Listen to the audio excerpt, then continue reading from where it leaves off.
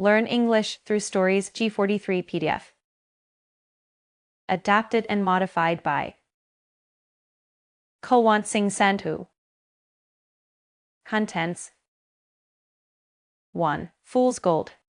2. Grammar page. Fool's Gold by Rabindranath Tagore. Adityanath and Baidyanath Chakrabarti were co-legatees, but Baidyanath was much the worse off of the two. His father Mahishchandra had no head for money and left the management of his affairs to his elder brother Shibanath. In return, Shibanath, with many a soothing word, appropriated the inheritance to himself. Some company bonds were all that was left to Baidyanath, and were his only security in the rough ocean of life. After much searching, Shibanath managed to marry his son Adityanath to a rich man's only daughter, thereby giving himself a further opportunity to increase his wealth. Mahishchandra gave his son to the eldest of the 7 daughters of a poor Brahmin he had taken pity on, and asked for not a paisa in dowry. He would have taken all 7 daughters into his home, but he had only one son, and besides, the Brahmin didn't request this. But he gave him more than enough help with the cost of marrying them off. After his father's death, Baidyanath was perfectly happy and satisfied with the company bonds. He gave no thought to earning a living. He occupied himself by cutting branches off trees and carefully carving them into walking sticks. If young men or boys pressed him for one of these, he gave it away. He also spent many hours making out of sheer generosity fishing rods, kites and reels. These required a great deal of careful carving and smoothing, and though the labor and time were of little benefit to his family, handiwork of this kind gave him enormous satisfaction. At times when, under every sacred sea a letter 2470 im a letter 2470 a p, the air became thick with village feuds and intrigues, Baidyanath would often be seen alone on his veranda, working from dawn to afternoon and between siesta time and evening, with a penknife and a piece of wood. Through the grace of Shashti, and in defiance of his enemies, Baidyanath produced 2 sons and 1 daughter. His wife Mukshada, however, grew daily more dissatisfied. Why did they not have the home comforts that Adityanath's family enjoyed? It was against all reason that Mukshada should be deprived of the ornaments, Benares saris, refined conversation and imperious manners that Adityanath's wife Bindyabhasini had. They were the same family after all. This higher standard of living had been achieved by cheating a brother out of his inheritance. The more she heard about her father-in-law, the more resentful Mukshada felt towards his only son. Nothing in her own house pleased her. Everything was inconvenient and humiliating. The beds were not fit for carrying a corpse on, the walls were so decayed that even an orphan titmouse would not want to live in them, and the furnishings would make a saint weep. Men are too cowardly to oppose such exaggerated complaints. All Baidyanath could do was sit on his veranda and scrape at sticks with doubled concentration. But to keep silence is not a permanent way of avoiding trouble. Sometimes Mukshada would interrupt her husband's woodcarving and call him into the house. Solemnly looking away from him, she said, "Stop the milkmen from delivering milk." Baidyanath would be silent for a moment and then say, head bowed, "How can I stop the milk? What will the children drink?" "Stale rice water," his wife replied. Or else on other days she would try a different tack. She would call him and say, "I give up, you do what needs to be done." "What needs to be done?" Baidyanath asked wearily. "You buy the food this month," she replied. Then she gave him a shopping list worthy of a royal ceremonial feast. If Baidyanath plucked up courage to ask, "Do we really need all this?" she answered, "I suppose if the children didn't eat and they died and I too, you'd be able to run the house on your own, nice and cheaply."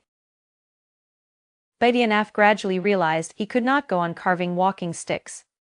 Some solution would have to be found. But employment or business seemed out of the question. He needed to discover a shortcut that would take him straight to Kubra's treasure house. One night he lay in bed and prayed passionately, "O Mother Durga, if only you could reveal in a dream a patent medicine for a serious illness, I'd take care of advertising it in the papers." But that night he dreamed his wife had furiously vowed she would marry again when she was widowed. Baidyanath had objected to this by asking her where she would find in their present state of poverty the necessary ornaments. She refuted his objection by saying that widows didn't need ornaments to get married. He was groping vainly for some kind of clinching rejoinder when he woke up and saw that it was morning, and on realizing why it was truly not possible for his wife to remarry, he felt rather dejected. The next day, after his morning rites and ablutions, he was sitting alone, making a kite string, when a sannyasi arrived at his door, chanting blessings. Instantly, Baidyanath had a brilliant vision of future wealth. He invited the sannyasi in, and fed and welcomed him lavishly. He managed with difficulty to establish that the sannyasi could make gold, and was willing to impart his method. Mokshada was enthralled. Like people with jaundice finding that everything looks yellow, the world seemed full of gold to her. As her imagination magically turned beds, furnishings and the walls of the house to gold, she mentally invited Bindyabhasini for a visit. The sannyasi, meanwhile, consumed 2 seers of milk a day and 1.5 seers of mohanbhav, and by extracting the company bonds from Baidyanath, raised large sums of money. The seekers of fishing rods, sticks and reels had to go away disappointed when they knocked on Baidyanath's door. His children might not get their meals on time, might fall and bruise their foreheads, might shake the heavens with their howls, but neither parent took notice. They sat stock-still in front of the sannyasi's cauldron, unblinking, speechless. The restless flames, casting reflections, turned the pupils of their eyes into touchstones. Their gaze grew red and fiery as a setting sun. When 2 of the company bonds had become burnt offerings to that gold-creating fire, the sannyasi said encouragingly, "Tomorrow the gold color will come." They couldn't sleep that night. Husband and wife lay building a city of gold in their minds. Sometimes they argued over details, but were so happy that they quickly reached agreement. They were perfectly willing to forego their individual views, so deep was their marital harmony that night. The next day the sannyasi was nowhere to be found. The gold all around them was obliterated, even the rays of the sun fell dark. Beds, furnishings and walls looked 4 times poorer and shabbier. If Baidyanath now offered some sort of trivial opinion on a domestic matter, his wife would say sweetly, "You've shown how intelligent you are, why not leave off for a bit?" He was utterly crushed. Mokshada acted superior, as if she had not believed for a minute in the golden mirage. The crestfallen Baidyanath tried to think of ways to please his wife. One day he produced a present in a square packet and, smiling broadly, nodding his head sagely, said, "Guess what I've brought you."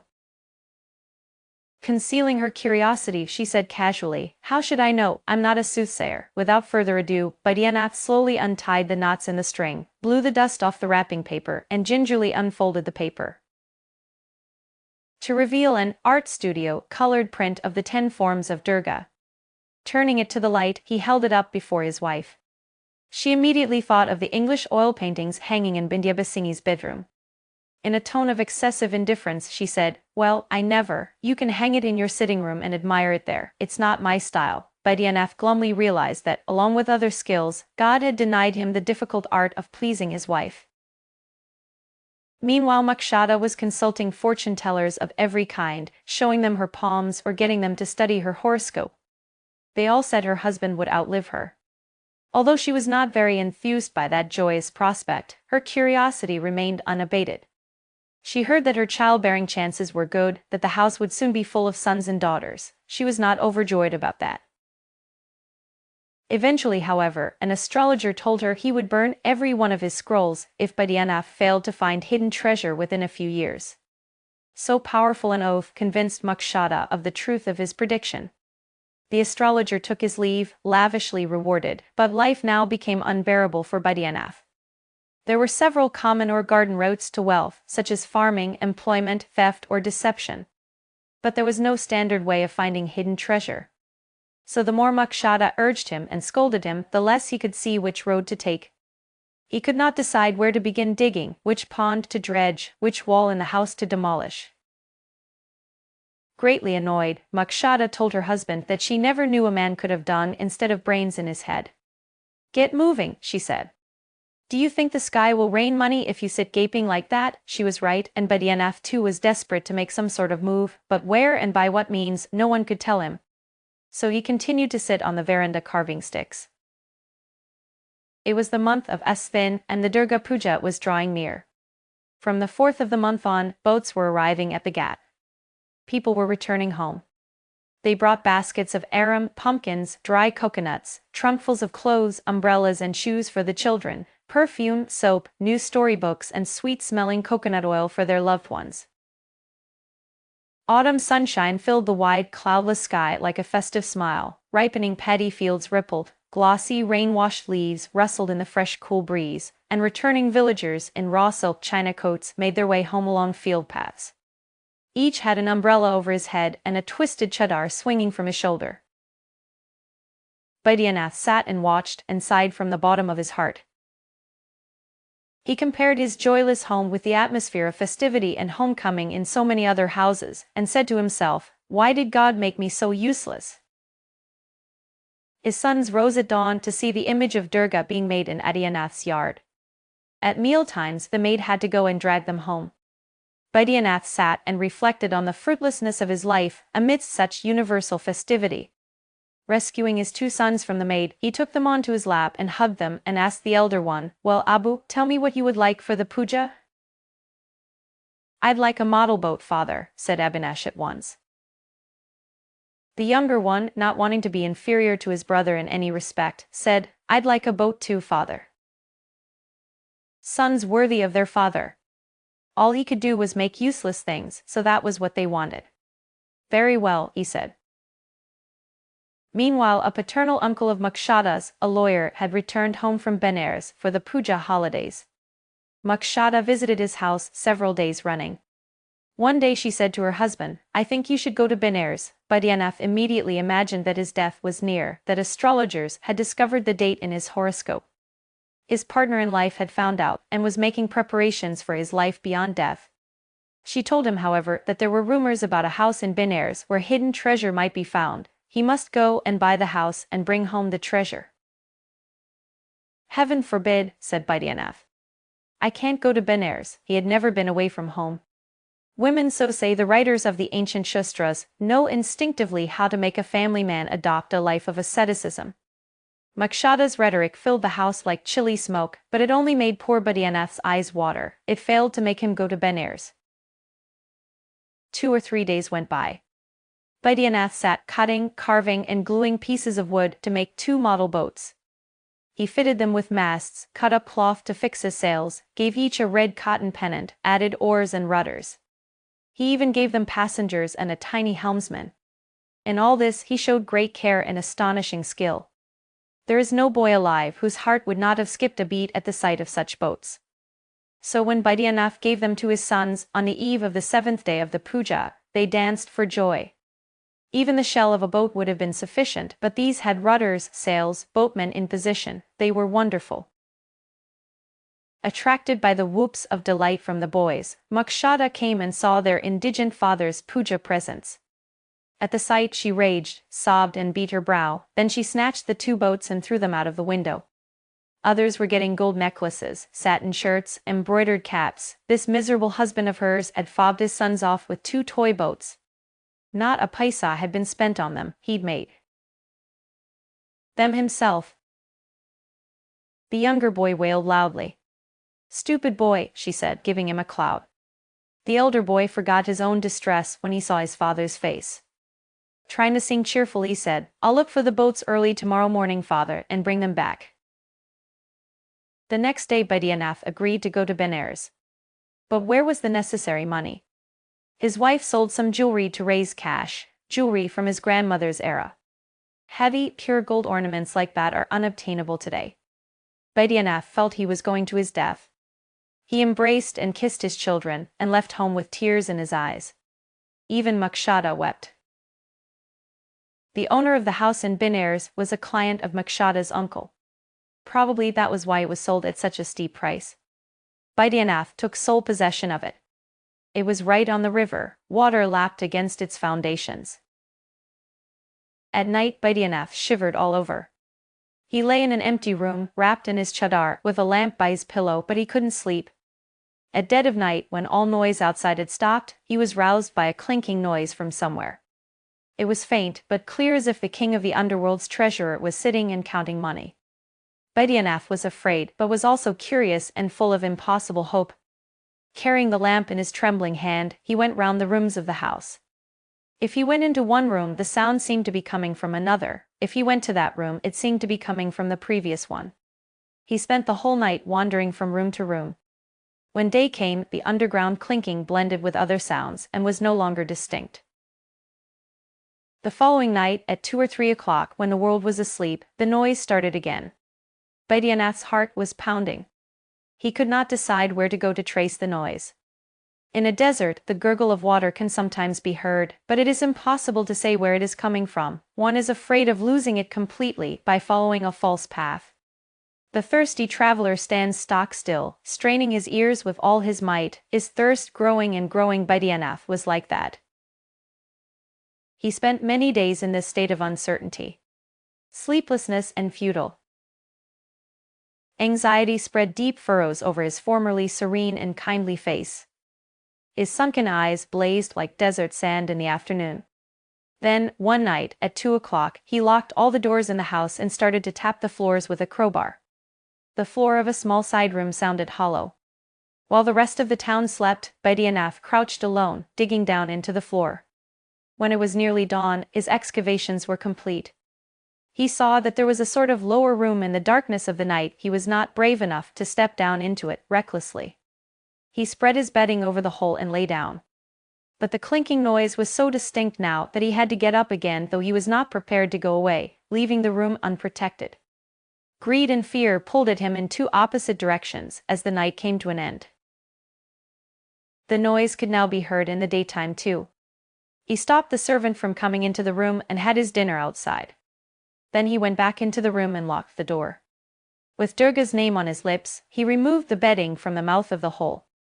A gurgling of water and the clinking of something metallic could be heard clearly. As he nervously hung his head down into the hole, he saw that water flowed over the floor of the low underground room. It was too dark to see much else. Jabbing a stick down into the water, he found it was not more than knee-deep. Clutching matches and a lamp, he lightly jumped down into the shallow room. He so feared the extinction of all his hopes that his hands trembled as he tried to light the lamp. He wasted many matches before it was lit. The lamp revealed a huge copper jar attached to a thick, heavy chain. Whenever the water surged, the chain knocked against the jar and made a clinking noise. Splashing through the water, Baidyanath quickly reached the jar. It was empty. He could not believe his eyes. He picked up the jar and shook it violently. There was nothing inside. He turned it upside down. Nothing fell out. He noticed that the neck of the jar was broken. It appeared that it had at one time been completely sealed, but someone had broken into it. He started to thrash around in the water with his hands, like a madman. He felt an object in the mud. He lifted it up and found it was a skull. This too he lifted up to his ears and shook. There was nothing inside it. He hurled it away. He searched everywhere, but all he found were a few human bones.